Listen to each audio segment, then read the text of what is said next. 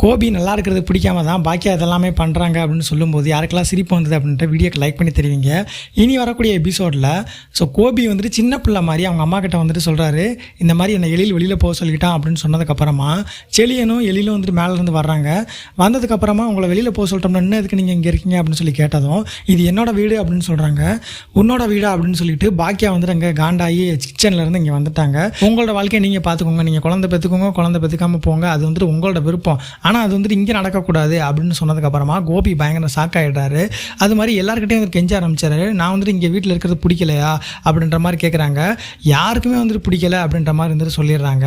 So கோபியோட அப்பாவுமே உனக்கு உடம்பு சரியில்லைன்னு சொல்லிட்டு தான் இங்கே கூப்பிட்டு வந்தாங்க, நீ இவ்வளோ நாள் இங்கே இருந்ததே வந்துட்டு பெரிய விஷயம், நீ இனிமேல் இங்கே இருந்த அப்படின்னா ரொம்பவே வந்துட்டு கஷ்டம், அதனால் வந்துட்டு நானாக இருந்தாலுமே உனக்கு வெளியில் போகணும் தான் சொல்லுவேன் அப்படின்னு சொல்கிறாங்க. எங்கள் அம்மா சொன்னதுக்கப்புறம் தான் நான் போவேன், எங்கள் அம்மா வந்துட்டு அப்படி சொல்ல மாட்டாங்க அப்படின்னு சொல்கிறாங்க.